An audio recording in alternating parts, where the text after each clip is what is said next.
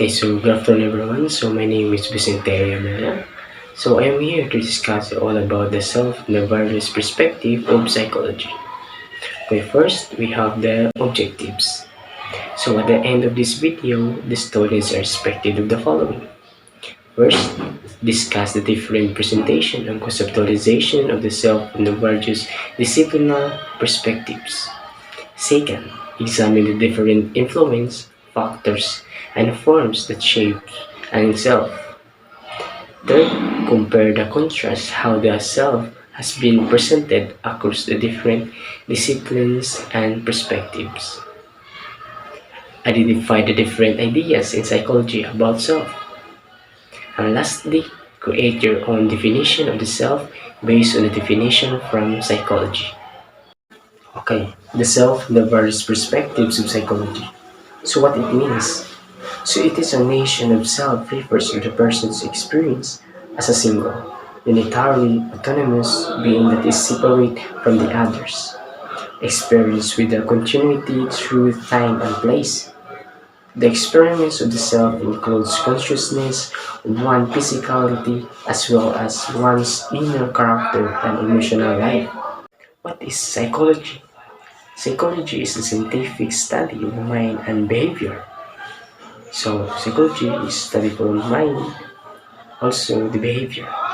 It includes the study of conscious and unconscious phenomena, includes feelings and thoughts. It is an academic discipline of immense scope, crossing the boundaries between natural and social science. Psychologists also seek an understanding of the emergent properties of brains, linking the disciplines of neuroscience.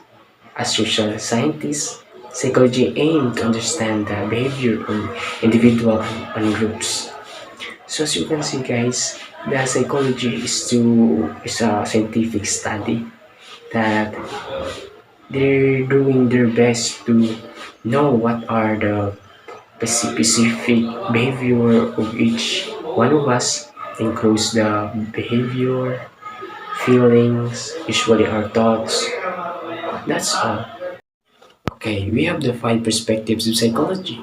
So these are biological, psychodynamic, behavioral, cognitive, and humanistic. So these are the five major psychology.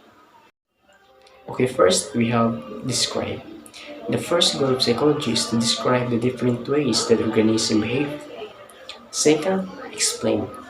The second goal of psychology is to explain the cause of behavior. Third, predict. The third goal of psychology is to predict how organisms will behave in a certain situation. Fourth, control. The fourth goal of the psychology is to how to control the organism behavior. Okay, so these are the belongs the self from the various perspectives of psychology. First, we have me self or I self. We'll discuss all about Sirseton. Second, the global versus differentiation models. We'll discuss all about Sir Sereniana. Real versus ideal self. We'll discuss all about Sir Magno and Sir Flores. Multiple versus unified self.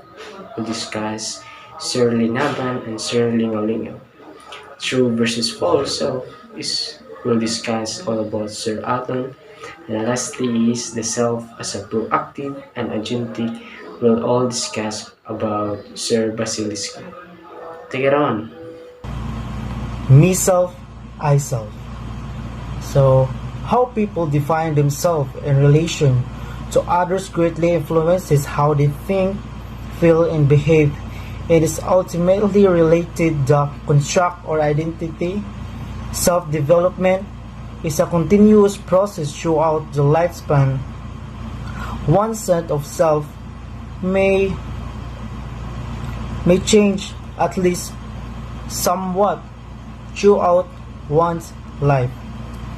Self-representation has important implication for socio-emotional function throughout the lifespan. So, philosopher and psychologist William James on 1842 to 1910 was one of the first to postulate a theory of the self in the principle of the psychology.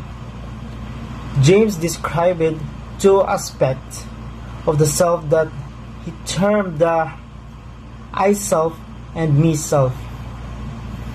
The I self reflects what people see or perceive themselves doing in the physical world, whereas the me self is a more subjective and psychological phenomenon, referring to individuals reflect about themselves.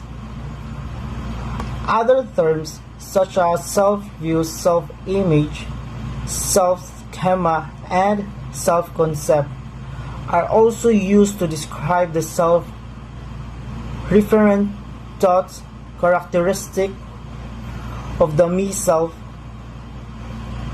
James further distinguished three components of the me self. There includes the martial self, the social self, the spiritual self. So this includes the martial self, for example, is tangible object or position we collect for ourselves. And the social self is how we interact to portray ourselves within different groups, situations, or persons.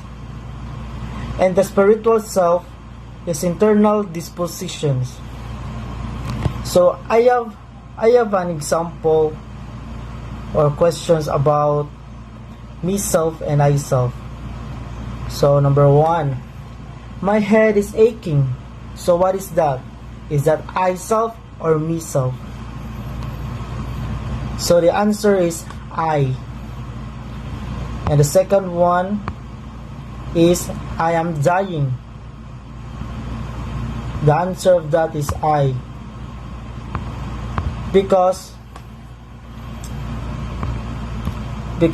according to the I self reflects what people see or perceive themselves doing in the physical world, the areas the me self is a more subject and psychological.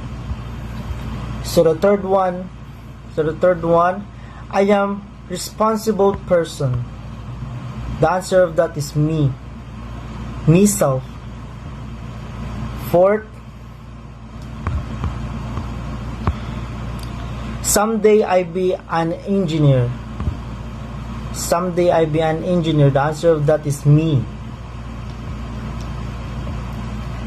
The fifth, I used to be a robber. The answer of that is me. So that's all. Good afternoon, sir, and good afternoon, classmates.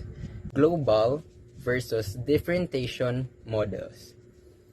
Since this is not familiar with me, so I made some research recently, and I have found out that global model of self and versus differentiation models of self are part of us as an individual.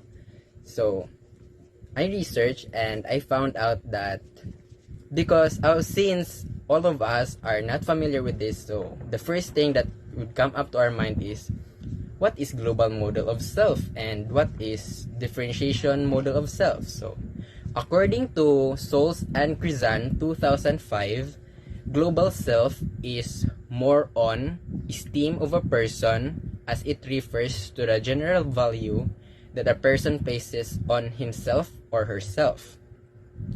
The self-knowledge that a person labeled for his or herself is the global self, such as telling to the self that I am worthy of everything. So that information is just like questioning yourself if you are worthy to that, if you have like you're in a situation where you can ask yourself, is this worthy, so yeah. So let's proceed to the next topic, which is differentiation models. Since every one of us is not familiar with this, so I also take some research about this topic. So the differentiated self On the other hand, is the person's ability to hold on to his self, who he is and who he is not. So basically, it's just a decision if it's just a decision of yourself if who are you going to choose. It's just you. Despite the pressure around him or her, there are times wherein a person may confirm or not confirm with the decision of others without the feeling of reproducing his or her own goals and values. Since this topic is very short, so I made it like I researched, and this is what I researched. This is what I found on Google. Yeah, so basically global model of self and differentiated model of self is something we can relate to because this both of these would definitely fight. Like kanang there are times nga you are in a global model of self and there are times that you're in a differentiated model. Since global model of self overall is refers to a person's overall perception of value on his or her own, just like our faith. It is belong to the global model of self because we have different faith. I have different faith. We have different because we came from different culture, different environment, different childhood, everything. And the differentiated model of self is basically the ability to distinguish between your emotions and thoughts. It's just in you. If you are going to distinguish between the emotions or your thoughts, just like who you wanted to be or who they wanted you to be, just like that. And since it is a short topic, and yeah, so that's the end of my topic, and I hope you have learned something from this topic because I really learned a lot of this topic because this topic is really new to me since it's my first time to handle the understanding the self. So thank you. Real self is one who actually is. For instance, if one believes that he or she is a punctual person, punctuality becomes a component of the real self. For me, I think for myself as a passionate because I love what I do. I have steady source motivation and that drives me to do my best. This position leads me to challenge myself daily and learn new skills. Learn new skills and help me to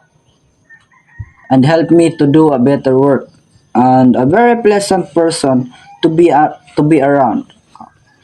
I try to stay positive and upbeat and see the best um, and see the best in most situations. So looking at the glass. So for example, looking at the glass, half full rather than empty. I am also very a loving person. My heart goes out to those people in need, and I can show affection to any stranger. So I am a I am a very warm and friendly. I do take offense I do take offense when people are cold, rash, and sarcastic towards me because I rely on others cheerful. I rely on cheerful attitudes to make me happy. Something that I completely um, unself-reliant and something my ideal self needs to work on. Ideal self. The ideal self is a part of a person's self concept that consists of their desires, hopes, and wishes. The self theorized as consisting of three domains: the actual self, the ideal self, and the out self. Ideal self is the self-concept which the individuals would most like to possess, upon which he placed the highest value for himself. It is constructed a person of wishes and goals. To use an example of ideal self, if a person ideal self-image include a story work ethic, attending all classes, reading all assignments, working diligently, and studying properly for the exams. Your self-ideal is a combination of all the qualities and attributes of the other people that you most admire. Your self-ideal is a description of the person you would very much like to be if you would embody the qualities that you have most aspired to. Throughout your life, you have been seen and read about the qualities of courage, confidence, compassion, love, fortitude, perseverance, patience, forgiveness, and also the integrity. Good afternoon, everyone. My name is Nick Joseph Linaban, and I'm here in front of you to discuss the multiple versus unified selves by Rita Carter. The unified versus multiple selves is proposed by Rita Carter, who is a science writer, lecturer, and broadcaster in Oxford Shrine. Carter specialized in human brain, which explains how and why she was written the famous psychological studies. Mapping the mind, exploring consciousness, mapping the memory, and multiplicity. She discovered the inconsistent behavior of a person in front of different people as she began reading about the bipolar personality for mapping the brain. Carter believed that there is no such thing as true self because each person is a mixture of personality within us and state that each individual consists of different or multiple characters, each with different points of view, feeling, and ambitions. Carter's view about self is that the personality within us is held together by the shared memories and in that there is a self. Primarily, each individual thinks that a person is a consistent self, but we will recognize that the people have different personalities as we encounter different circumstances. The unified self is also the self we show to people we trust and when we are alone. With multiple selves, it is our sub-self that forms different behaviors in a specific situation, which are not only limited to characteristic but also vary. Multiple self means we have different personalities, disorder. Multiple selves is basically our different identities, so it is normal. For example, who am I as a student? I have different selves and identity depending on the roles that I am playing, and identity crisis comes into play. So mugawas dayon diri ang mga pangutana nga who am I really? What do I really want, or what do you really want? So in this question, you are trying to build yourself up or your self concept, but since you have multiple selves that need to presented, it's difficult for us to find them all. So we need to prioritize who you really are, what you really want. For example, do you really want to play a basketball, or do you just want to run, and are you really just playing a basketball to find a chicks? Kumbaga, it becomes difficult because you are in the stage where you are trying to know yourself or who you really want to become. However, according to Rita, at the end of the day, the end goal is for you a unified self. So for you to identify who you really is, it will be very difficult. However, you really have to do it. That's all. The difference between unified self and the multiple self. The unified self is the self is sometimes understood as unified being essentially connected to consciousness. Awareness and agency. Agency, the sense of agency or sense of controlling, is the subjective awareness of initiating, executing, and controlling one on volitional action in the world. And the multiple self. Multiple self is the model in which the individual is assumed to have two or more self, each having its own preference. Good morning, everyone. Good morning, sir. My name is Antonio C. Bicolia. And true self versus false self. What is true self? So, true self, it refers to a sense of self based on authentic experience and the feeling of being truly present and alive. For example, a person might work hard at their job and also spend time with family. They believe that their job is just something they do, but the importance they place on family relationships is part of their true self. Second one is false self. What is false self? So, false self, it is a defensive facade behind which the person can feel empty, its behaviors being learned and controlled rather than spontaneous, genuine. Example, real life example of the false self are based around certain beliefs that we take on in order to fit into our worlds better. If I am handsome, I will be more likable. If I work hard and achieve more, I will be have more value to other people. That's for false self. This is Gerald Basilisco, and I'm presenting to you is The Self as Proactive and Agentic by Albert Bandura. So, Albert Bandura was a Canadian-American psychologist who proposed social cognitive theory. Also, according to him, we humans or agents are the originator of reactor for experience to act or to make things happen. So let's proceed. What is human agency? Human agency is the capacity for human being to make choices and to impose those choices on the world. It is normally contrasted to forces, which are processes involving only untaken deterministic processes. So let's proceed is, what is agentic? Agentic is defined by self-directed actions aimed at personal growth and development based on self-chosen goals. So the example of agentic is forcing others to do your own work, even though they didn't approve. So the other example is you forgot to do your homework.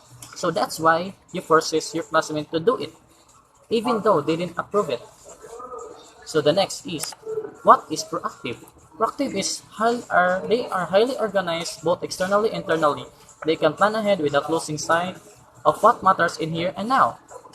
So the example of proactive is creating or controlling a situation by causing something to happen rather than responding to it after it has happened. So that is the example of proactive. So the next is, there are four components of agentic perspectives. So these are intentionally, forethought, self-reactiveness, and self-reflections. So the first one is intentionality. Intentionality deals with the forming of intentions that include actions and plan strategies for realizing them. So the example of intentionality is, you are studying so that you could pass the test, and you are planning to study ahead so that you could success and achieve your dreams. And the other example is, you're doing your work, you're doing your best work so that you will never ever have having a problem of your financials. And also, you are doing your chores so that it is representable to other people when they enter your home. So next is forethought. Forethought is enables the person to anticipate the likely consequences of prospective actions. So the example of forethought is, you are planning ahead so that, and you're planning ahead even if there is a problem of your works or doing critical thinking. So the next is self-reactiveness. Self-reactiveness is an individual has a plan of and intentions he or she needs to motivate and regulate their own behaviors to achieve your goals. So the example of self-reactiveness is, you are studying hard so that you can achieve your goals, and also you are doing your best work so that you will never ever having a financial problem. It's the same of intentionality. And also you are going to the gym so that you are buff and to look good. And that is the example of self-reactiveness. So the next is self-reflection. Self-reflection is we gain a better understanding of ourselves to motivate and also our behaviors, reflecting upon an adequacy of his or her behavior. So the example of self-reflection is you didn't study or you didn't study ahead of the upcoming test and you failed it. That's why you are reflecting yourself why you didn't study. And also the next example is you are reflecting yourself by reflecting yourself. So that is an example of self-reflection.